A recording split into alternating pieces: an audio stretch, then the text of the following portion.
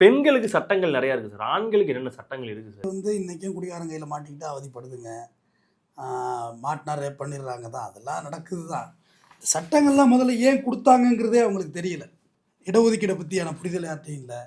சட்டம் ஏன் கொடுத்தாங்க? ஏன்னா அந்த காலம் அப்படியே அடிமைப்படுத்தி வச்சுருந்துருக்காங்க. ஆனால் அந்த காலத்தில் ஆணுமே அடிமையாக தான் இருந்திருக்கிறாங்க, ஜாதிங்கிற பேரில். தெருக்குள்ளே போகக்கூடாது. இதில் என்கிட்ட 3ஆம் பிழைக்கடைன்னு ஒரு புத்தகம் இருக்குது.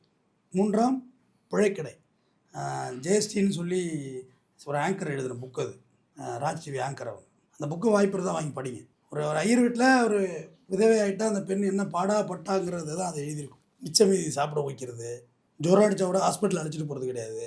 பிழைக்கடைனா வீட்டுக்கு பின்னாடி கிடக்கு பிழைக்கடை. ரொம்ப அருமையாக எழுதியிருந்தாங்க. அவங்களுமே ஒரு பிராமின் தான் நினைக்கிறேன், நல்லா எழுதியிருந்தாங்க. ஸோ இப்போ அந்த மாதிரியெல்லாம் பெண்கள் இருந்தாங்கன்னு சொத்தில் சம பங்கு கொடுக்கணுன்னே சொல்லி கலைஞர் கருணாநிதி தான் அந்த சட்டம் போட்டார்.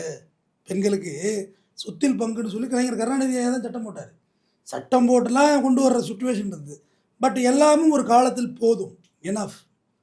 அதுக்கு பிறகு அதில் அந்த சட்டத்தை மறுபரிசீலனை செய்யணுங்கிறது தான் என்னோடய கருத்து. மறாய்வு பண்ணணும்.